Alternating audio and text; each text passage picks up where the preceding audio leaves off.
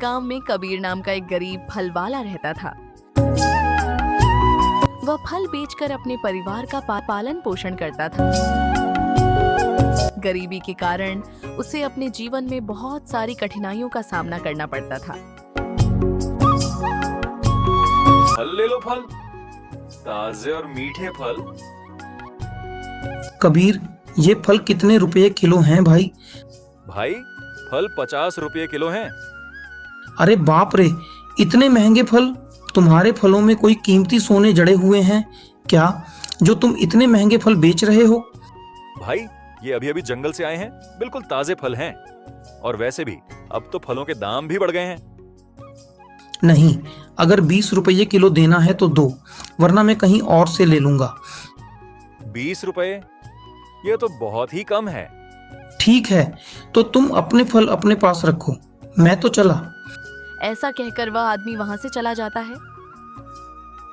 शाम ढलने लगती है और कबीर उदास हो जाता है। आज मेरा एक भी फल नहीं बिका। पूरा दिन बीतने के बाद एक ग्राहक आया और वह भी चला गया। अब मैं क्या करूं? अरे कबीर, क्या सोच रहे हो? नमस्ते ठाकुर साहब। हाँ हाँ, नमस्ते। क्या हुआ, तुम किस सोच में डूबे हुए थे? ठाकुर साहब के पूछने पर कबीर उन्हें सब कुछ बता देता है। इसके फल तो वाकई बहुत ही अच्छे और ताजे हैं। वो आदमी बेवकूफ था। ऐसा करता हूं, कम पैसों में मैं ही इसके फल खरीद लेता हूं। ऊंची आवाज में, ऐसा करो कबीर, तुम मुझे ये फल 30 रुपए किलो के हिसाब से 10 किलो दे दो। ठीक है ठाकुर साहब। ठाकुर साहब, मैं अभी दे देता हूं, मन में सोचते हुए। चलो, कम से कम ठाकुर साहब ने मुझसे बहुत ज्यादा तो पैसे कम नहीं करवाए। अब जो भी पैसे मिलेंगे, मैं उन पैसों से घर की जरूरत का सामान ले लूंगा, क्योंकि खाली हाथ भी तो मैं घर नहीं जा सकता। मन में चालाकी से, बेवकूफ आदमी, इन लोगों से प्यार के 2 मीठे बोल क्या बोल दो, ये लोग अपना सब कुछ न्यौछावर कर देते हैं। ठाकुर साहब फल लेकर चले जाते हैं और कबीर भी घर लौटता है, जहां उसकी पत्नी सोनम परेशान खड़ी थी। अजी, सुनते हो? अच्छा किया जो आप जल्दी आ गए। क्या हुआ सोनम? तुम इतनी परेशान क्यों हो रही हो? माँ की तबीयत बहुत खराब हो गई है। उन्हें बहुत तेज बुखार है। सोनम, तुम ये क्या कह रही हो? रुको, मैं अभी वैद्य जी को लेकर आता हूं। रास्ते में बहुत तेज बारिश होने लगती है, लेकिन कबीर अपनी माँ को बचाने के लिए जैसे तैसे करके वैद्य जी के पास पहुंच जाता है और उन्हें घर ले आता है।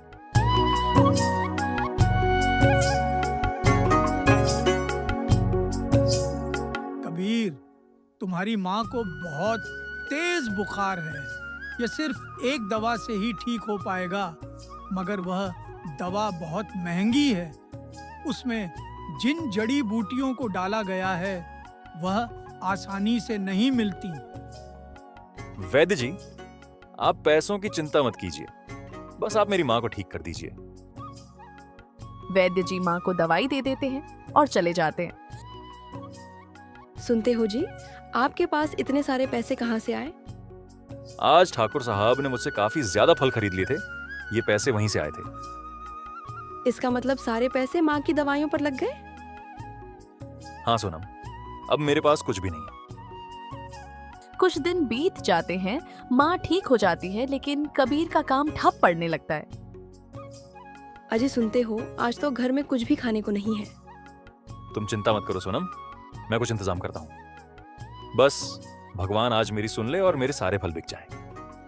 ठीक है सोनम, मैं फल बेचने चलता हूँ। कबीर पूरे गांव में भटकता है, पर किस्मत साथ नहीं देती। वह थक कर एक पेड़ के नीचे बैठ जाता है। सुबह से शाम हो गई, लेकिन अभी तक मेरा एक भी फल नहीं बिका। अब तो ये फल भी सड़ने लगे हैं। अब मैं क्या करूं? हे ईश्वर, मेरे जीवन की कठिनाइयां कब खत्म होंगी? भिक्षाम देहि, भिक्षाम देहि। तुम 1 दोगे, ईश्वर तुम्हें 100 देगा। प्रणाम सिद्ध बाबा। आयुष्मान भवः। क्या तुम्हें कुछ चाहिए पुत्र? हाँ पुत्र, मैं एक भिक्षुक हूँ और यहाँ लोगों से भिक्षा मांग रहा हूँ। कैसी भिक्षा सिद्ध बाबा? पुत्र, मैं अपने शिष्यों के लिए भोजन इकट्ठा कर रहा हूँ, इसीलिए गांव-गांव लोगों से भिक्षा मांग रहा हूँ। पुत्र, अगर तुम चाहो तो अपनी खुशी से तुम भी कुछ थोड़ी सी भिक्षा दे सकते हो। क्षमा चाहता हूँ सिद्ध बाबा, अभी मेरे पास आपको देने के लिए 1 रुपया भी नहीं है, और ना ही मेरे घर में आटा या कोई अनाज है जो मैं आपको दे सकूं, और ना ही मैंने आज सुबह से कुछ कमाया है। मेरे पास आपको देने के लिए कुछ भी नहीं है। पुत्र, क्या तुम मुझे ये फल दे सकते हो? मन में सोचते हुए, हाँ, ये फल तो मैं सिद्ध बाबा को दे ही सकता हूं। वैसे भी शाम हो गई है और इनके बिकने की उम्मीद भी नहीं है। वैसे भी ये खराब हो जाएंगे, इससे अच्छा है कि किसी के पेट में चले जाएं तो ज्यादा अच्छा होगा। बाबा से, जी सिद्ध बाबा, आप ये फल ले जाइए। धन्यवाद पुत्र। ये क्या सिद्ध बाबा, आप इतने कम फल क्यों लेकर जा रहे हो? आप सारे फल ले जाइए। पुत्र, अगर मैंने तुम्हारे सारे फल ले लिए तो तुम क्या बेचोगे? कोई बात नहीं सिद्ध बाबा, मैं कल दोबारा फल तोड़कर बेच दूंगा। आप इन्हें ले जाइए। पुत्र, मैं इतनी बड़ी टोकरी कैसे लेकर जाऊंगा? सिद्ध बाबा, आप मुझे बताइए, आपको कहां जाना है? मैं इन्हें वहीं पहुंचा देता हूं। ठीक है पुत्र, चलो तुम मेरे साथ। वे दोनों कुटिया पहुंचते हैं। कबीर फल वहां रख देता है। धन्यवाद पुत्र। अरे बाबा, धन्यवाद की कोई बात नहीं है, यह तो मेरा फर्ज था। मेरा आशीर्वाद तुम्हारी साथ है, तुम सदैव खुश रहो। सिद्ध बाबा, अगर आप बुरा ना माने तो मैं आपसे एक बात पूछ सकता हूं? पूछो पुत्र, क्या पूछना है तुम्हें? सिद्ध बाबा, आपने फल तो ले लिए, लेकिन क्या आप लोगों को केवल खाने में फल ही खिलाएंगे? नहीं पुत्र, दरअसल मैंने सब्जी और अनाज तो पहले से ही जमा किया हुआ था और फिर मैं फलों की ही तलाश में निकला था। यह तो बहुत ही अच्छा है, मेरे फल आपके काम आ जाएंगे। ठीक है बाबा, अब मैं चलता हूं। पुत्र रुको, मैं तुम्हें कुछ देना चाहता हूं। ये लो, इसका नाम चिंटू है। आज से ये पक्षी तुम्हारा हुआ। पक्षी? पर मैं इसे कैसे ले सकता हूं? ये तो आपका है। सिद्ध बाबा, मैं इस पक्षी का क्या करूंगा? जब तुमने बिना किसी फायदे की मुझे अपनी पूरी फलों की टोकरी दे दी, तो मैं क्या तुम्हें एक पक्षी भी नहीं दे सकता? ये कोई आम पक्षी नहीं है पुत्र, ये एक जादुई पक्षी है। ये तुम्हारे भाग्य की चाबी है। जब तक ये तुम्हारे साथ रहेगी, तब तक तुम्हारा भाग्य चमकता रहेगा। लेकिन ध्यान रहे, इसकी सच्चाई किसी को पता नहीं चलनी चाहिए। कबीर चिंटू को लेकर घर की ओर निकलता है। रास्ते में कबीर, सिद्ध बाबा ने जो कहा उसका ध्यान रखना। यह बात किसी को पता मत लगने देना कि मैं एक जादुई पक्षी हूँ। ठीक है दोस्त, मैं वादा करता हूं, मैं ये सच कभी किसी को नहीं बताऊंगा। कबीर घर पहुंचता है। अजी, आप इस पक्षी को कहाँ से लेकर आए हो? सोनम, ये चिंटू अब से हमारे साथ ही रहेगा। आप इस पक्षी को घर क्यों लेकर आए हो जी? पहले ही हमारे खाने के लाले पड़े हुए हैं, एक वक्त की रोटी भी मुश्किल से नसीब हो पाती है, ऊपर से आप इस पक्षी को ले आए। कैसी बात कर रही हो सोनम? भला ये छोटी सी चिड़िया कितना खा लेगी? और रही बात खाने की, तो जो हम खाएंगे वही इसे भी खिला देंगे। अरे कबीर, क्या घर पर हो? जरा बाहर आओ। अरे राकेश भाई, आप यहाँ? हाँ कबीर, वह क्या है ना, आज मेरी बेटी का जन्मदिन था। बहुत सारे पकवान बच गए, मैंने सोचा गांव में बांट दूं, इसीलिए मैं तुम्हें भी देने चला आया। ये लो। बहुत बहुत शुक्रिया भाई आपका। अरे नहीं कबीर, इसमें शुक्रिया की क्या बात है? वैसे भी ये खाना खराब हो जाता तो इससे अच्छा किसी का पेट ही भर जाए। ये तो बहुत स्वादिष्ट पकवान है। देखो सोनम, मैंने कहा था ना कि जिसके भाग्य में जो लिखा होता है वह उसे मिल ही जाता है। तुम खामखा चिंता कर रही थी। देखो, ये पकवान हमारे पास खुद चल कर आ गए। आज तो हम खाएंगे स्वादिष्ट पकवान और गाएंगे ईश्वर के गुणगान। अगले दिन कबीर बाजार जाने की तैयारी करता है। क्या आप इस चिंटू पक्षी को भी साथ ले जाएंगे? क्यों, क्या हुआ? कुछ नहीं, मैं तो बस पूछ रही थी। कबीर बाजार पहुंचता है। फल ले लो, फल, ताजे और मीठे फल। कबीर, तुम्हारे फल तो बहुत अच्छे दिख रहे हैं, क्या भाव दे रहे हो भाई? भाई, फल 50 रुपए किलो हैं। अच्छा, एक काम करो, मुझे 4 किलो फल दे दो। वह आदमी बिना पैसे कम कराए कबीर के सारे फल खरीद लेता है। देखते ही देखते कबीर की पूरी टोकरी खाली हो जाती है। घर पहुंचने पर कबीर खुश था। इसी तरह दिन गुजर। अरे वाह, आज तो मेरे सारे फल अच्छे दामों में बिक गए। अब मैं इन पैसों से माँ और सोनम के लिए अच्छे कपड़े और पकवान लेकर जाऊंगा। अजी, ये सब क्या है? आज मेरी कमाई बहुत ही अच्छी हुई है, इसीलिए मैं तुम दोनों के लिए कपड़े और पकवान लेकर आया भी हूँ। करते हैं और कबीर की स्थिति सुधरने लगती है। तभी भोला घर आता है।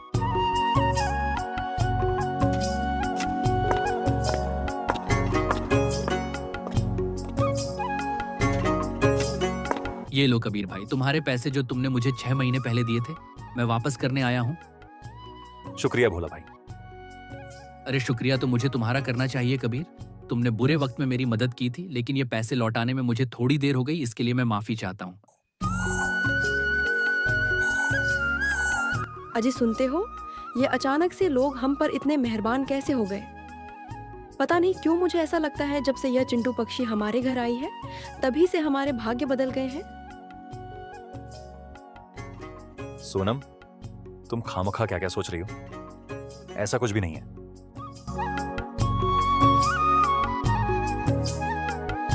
कबीर की तरक्की देख अन्य फल वाले जलने लगे थे। इस कबीर के सारे फल चुटकियों में बिक जाते हैं, और एक हम लोग हैं, सुबह से बैठे रहते हैं, लेकिन हमारे एक भी फल नहीं बिकते हैं। अरे हाँ भाई, तुम बिल्कुल सही कह रहे हो। इससे पहले कि इस कबीर की वजह से हमारा धंधा बंद हो जाए, हमें कुछ ना कुछ तो करना ही होगा। ऐसा करते हैं भाई, इसकी शिकायत ठाकुर साहब से करते हैं, बाकी वह खुद ही देख लेंगे। वे दोनों ठाकुर साहब के पास जाते हैं। नमस्ते नमस्ते, कहो कैसे आना हुआ? ठाकुर साहब नमस्ते, हम आपको एक बहुत ही जरूरी बात बताने आए हैं। बताओ, कैसी जरूरी बात है? हमारे गांव का जो कबीर है, फल चोरी करके बेच रहा है। ये तुम क्या कह रहे हो? हम सच कह रहे हैं ठाकुर साहब, हमने उसे अपनी आंखों से खुद देखा है। ठीक है, अगर ऐसी बात है तो मैं कबीर को इसकी सजा जरूर दूंगा। मैंने तो कबीर को बहुत ही सीधा समझा था, मगर ये तो मुझसे भी ज्यादा चालाक निकला। मुझे इसके बारे में पता लगाना होगा। आज रात ही मैं कबीर के यहाँ जाकर इस बात का पता लगाऊंगा। रात में ठाकुर साहब कबीर के घर की खिड़की पर कान लगाकर खड़े हो जाते हैं।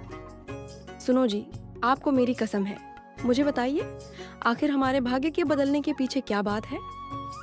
मुझे सच्चाई जाननी है। ठीक है सोनम, तुम कसम दे रही हो तो बताता हूं। असल में चिंटू एक साधारण पक्षी नहीं, बल्कि सिद्ध बाबा द्वारा दिया गया एक जादुई पक्षी है। जब तक ये हमारे पास है, हमारा भाग्य चमकता रहेगा। ओह, तो इसका मतलब ये है कि इस पक्षी के हाथ में ही कबीर के भाग्य की चाबी है। अगर मैं इस पक्षी को अपने साथ ले जाऊं तो मेरा भाग्य भी बदल जाएगा। अगले दिन सुबह ठाकुर साहब कुछ लोगों के साथ कबीर के घर पहुंचते हैं।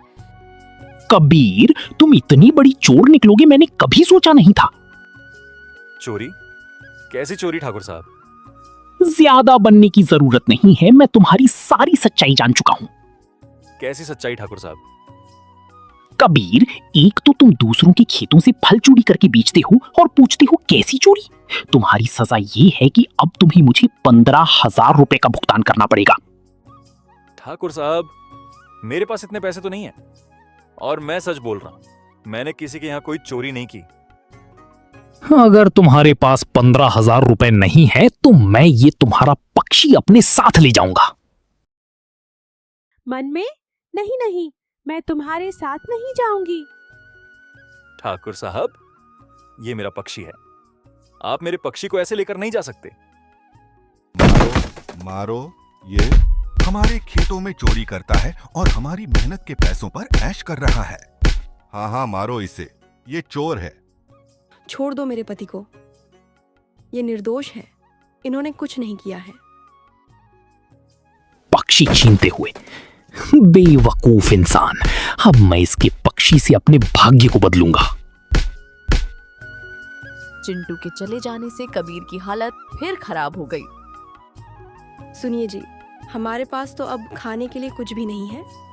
अब तो हमारी पहले की तरह फल बिकना भी बंद हो गए हैं। ईश्वर पर भरोसा रखो सोनम, वो कोई ना कोई रास्ता जरूर निकालेंगे। उधर ठाकुर साहब के घर में सुनो पक्षी, अब से तुम मेरे साथ ही रहोगे और मैं ही तुम्हारा मालिक हूं, समझे? मन में, नहीं, मेरा मालिक कबीर है और वह मेरा दोस्त है। अरे रमेश भाई, ठाकुर साहब। हाँ कहिए, क्या काम है? असल में मैं इस गांव को छोड़कर जा रहा हूं और यहां मेरी बहुत सी जमीनें हैं जिन्हें मुझे बेचना है। तो मैं इसमें आपकी क्या मदद कर सकता हूं? यही कि अगर आप मेरी सारी जमीनें खरीद लें तो बहुत अच्छा होगा, क्योंकि आपके सिवा इस गांव में मेरी इतनी सारी जमीनें कोई नहीं खरीद सकता। ठाकुर साहब जमीनें कम दाम में खरीदकर दुगुने दाम में बेच देते हैं। अरे वाह, ये पक्षी तो वाकई किस्मत की चाबी है। मुझे इसे सबसे छुपा कर रखना होगा, वरना इसे कोई भी लेकर जा सकता है।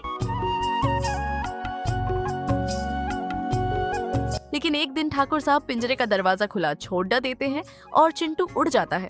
तब भी व्यापारी वापस आता है। ठाकुर साहब, आपने चालाकी से मेरी सारी जमीनों को कम कीमत पर हड़प लिया। मैं आपको नहीं छोड़ूंगा। मैं आपकी सारी सच्चाई गांव वालों को बताऊंगा। नहीं, ऐसा मत करो, मैं बर्बाद हो जाऊंगा। मैं तुम्हें तुम्हारे सारे पैसे। ठाकुर साहब को अपने की पर पछतावा होता है। इधर कबीर जंगल जाता है। प्रणाम सिद्ध बाबा। आयुष्मान भवः पुत्र। सिद्ध बाबा, मैं यहाँ आपको कुछ बताने आया हूँ। मैं जानता हूँ पुत्र, तुम्हारे साथ क्या हुआ है। कबीर, मैं यहाँ हूँ। चिंटू, तुम यहाँ? तुम्हें तो ठाकुर साहब ले गए थे ना? हाँ दोस्त, मगर मैं उनके यहाँ से भाग आया। कबीर, मैंने तुम्हें इसीलिए मना किया था कि जादुई पक्षी के बारे में तुम किसी को पता मत चलने देना, वरना सभी इस पक्षी के पीछे पड़ जाएंगे। क्षमा कीजिए सिद्ध बाबा, मुझसे गलती हो गई। मुझे मजबूरी में सोनम को चिंटू के बारे में बताना पड़ा था। कोई बात नहीं पुत्र, गलती इंसान से ही होती है। ये पक्षी मैं तुम्हें वापस करना चाहता हूँ और आशा करता हूँ कि तुम दोबारा कोई गलती नहीं करोगी। धन्यवाद सिद्ध बाबा, मैं वादा करता हूँ कि मैं दोबारा ऐसी कोई गलती नहीं करूंगा। चिंटू पक्षी को पाकर कबीर का भाग्य दोबारा चमक जाता है और वह सुखपूर्वक रहने लगता है।